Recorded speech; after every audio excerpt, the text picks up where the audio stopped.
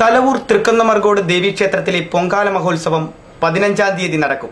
മകരസംക്രാന്തി ദിനത്തിൽ നടക്കുന്ന പൊങ്കാല മഹോത്സവത്തിന്റെ ഒരുക്കങ്ങൾ പൂർത്തിയായതായി ദേവസ്വം ഭാരവാഹികൾ ഇന്ന് പത്തനാപുരം പ്രസ് ക്ലബ്ബിൽ വിളിച്ചു ചേർത്ത വാർത്താ സമ്മേളനത്തിൽ അറിയിച്ചു. ക്ഷേത്ര സന്നിധിയിൽ രാവിലെ 7 മണിക്ക് NSS താലൂക്ക് യൂണിയൻ പ്രസിഡന്റും മുൻ മന്ത്രിയുമായ ആർ ബാലകൃഷ്ണപിള്ള പൊങ്കാല മഹോത്സവം ഭദ്രദീപം തെളിയിച്ച് ഉദ്ഘാടനം ചെയ്യും.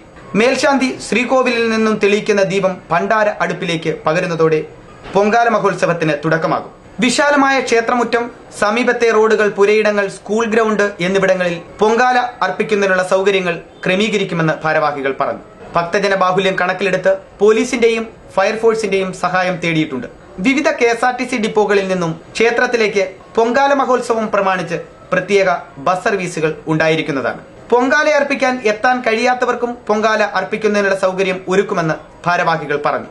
Devaswom president Manoj Kumar, manager CG Balachandran Pillai, secretary Santhosh Kumar, Ramachandran Pillai, Thalavoor Rajesh, Bijumon, Suresh Kumar, G Rajesh എന്നിവർ വാർത്താ സമ്മേളനത്തിൽ പങ്കുകൊണ്ടു. News bureau, Pathanapuram.